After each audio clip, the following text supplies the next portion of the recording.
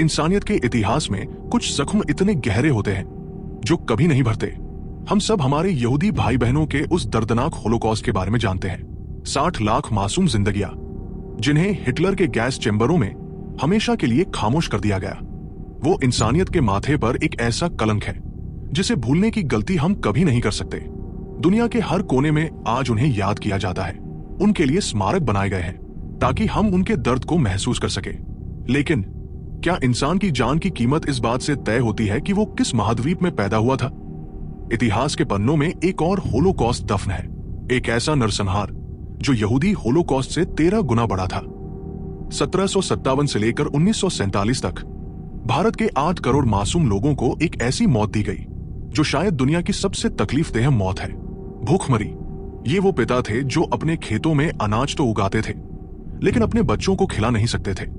ये वो माताएं थी जिनकी गोद में उनके बच्चे भूख से दम तोड़ गए और वो कुछ न कर सकी। आज एविडेंट इनसाइट पर हम कोई आरोप लगाने नहीं आए हैं। हम बस अपने उन 8 करोड़ पूर्वजों की खामोश चीखों को आवाज देना चाहते हैं। और हम बात करेंगे उस आखिरी जख्म की जो अंग्रेजों ने हमें जाते जाते दिया, जिसने हमारे आंगनों को हमेशा के लिए खून से लाल कर दिया, जिन्हें दुनिया ने भुला दिया है। 1770 में जब बंगाल में बारिश नहीं हुई तो ईस्ट इंडिया कंपनी ने टैक्स कम करने के बजाय 10% बढ़ा दिया।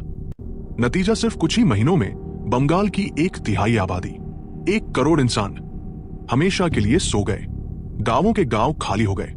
घर के आंगनों में खेलने वाले बच्चों की आवाजें आंसुओं में डूब गई। 1870 के दशक तक यह दर्द पूरे भारत में फैल चुका था।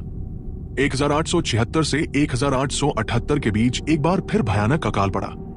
लेकिन इस बार जब हमारी माताएं, हमारे बच्चे जमीन पर एक मुट्ठी अनाज के लिए तड़प रहे थे, ठीक उसी वक्त भारत के बंदरगाहों से लाखों टन गेहूं इंग्लैंड भेजा जा रहा था। अपनी ही जमीन पर उगाया हुआ अनाज अपने ही बच्चों को भूखा मरता देख उन जहाजों को जाते हुए देखने का दर्द क्या रहा होगा। 1943 में दूसरा विश्व युद्ध चल रहा था। विंस्टन चर्चिल के एक फैसले ने बंगाल की आत्मा को छलनी कर दिया। डर के मारे अंग्रेजों ने बंगाल की नावें जला दी और सारा अनाज जब्त कर लिया। कलकत्ता की उन सड़कों ने 30 लाख लोगों को धीरे धीरे दम तोड़ते देखा।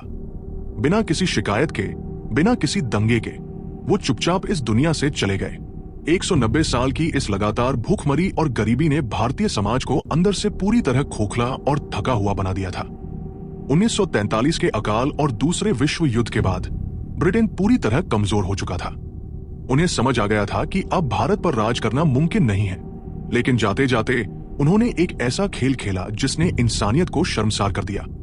अंग्रेजों की बांटो और राज करो, डिवाइड एंड रूल की नीति ने अपना काम कर दिया था।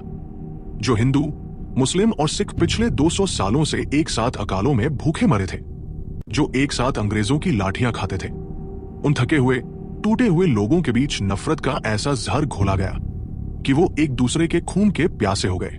लंदन से साइरल रैडक्लिफ नाम का एक वकील भारत आया, एक ऐसा आदमी जो पहले कभी भारत नहीं आया था, जिसे यहाँ के कल्चर का कुछ नहीं पता था। उसने सिर्फ 5 हफ्तों में एक कागज पर लकीर खींच दी। उस एक लकीर ने रातों रात 1.5 करोड़ लोगों को बेघर कर दिया। यह इंसानियत के इतिहास का सबसे बड़ा मास माइग्रेशन था। 8 करोड़ लोग तो भूख से मर चुके थे। अब आजादी की सुबह देखने से ठीक पहले 10 से 20 लाख बेगुनाह लोग दंगों में काट दिए गए। ट्रेनें जब स्टेशन पर पहुंचती थी तो उनमें सिर्फ लाशें होती थी। महिलाओं का सम्मान लूटा गया, बच्चों को अनाथ कर दिया गया। जिस देश को अंग्रेजों ने 200 साल तक भूखा मारा, उसे आजादी भी मिली तो अपनों की लाशों के ढेर पर 8 करोड़ खामोश मौतें और 20 लाख दंगों में मारे गए लोग। हम यहूदियों के दर्द को दिल से महसूस करते हैं, लेकिन क्या हमारे उन करोड़ों किसानों, औरतों और बच्चों की जान की कोई कीमत नहीं थी? आज पूरी दुनिया में आपको कहीं भी उन भारतीयों की याद में एक भी ग्लोबल स्मारक नहीं मिलेगा। इतिहास की किताबों से उनके आंसुओं को पोंछ दिया गया है। अंग्रेजों ने कभी 8 करोड़ लोगों को भूखा मारने के लिए या भारत के टुकड़े करके 20 लाख लोगों को कटवाने के लिए आधिकारिक माफी नहीं मांगी। हम नफरत नहीं फैलाना चाहते, लेकिन किसी भी देश का घाव तब तक नहीं भरता जब तक उस घाव को दुनिया स्वीकार न करे। हम बस इतना चाहते हैं कि दुनिया हमारे उन पूर्वजों को याद रखे। ये कहानी हमारे इतिहास का वो पन्ना है जिसे अपनों को सुनाना जरूरी है। अगर आज इस कहानी ने आपके दिल को छुआ है तो इसे अपने दोस्तों, अपने परिवार के साथ शेयर करें। ताकि वो खामोश मौतें कभी इतिहास के अंधेरे में न खो जाए। एविडेंट इनसाइट के साथ जुड़ने के लिए शुक्रिया।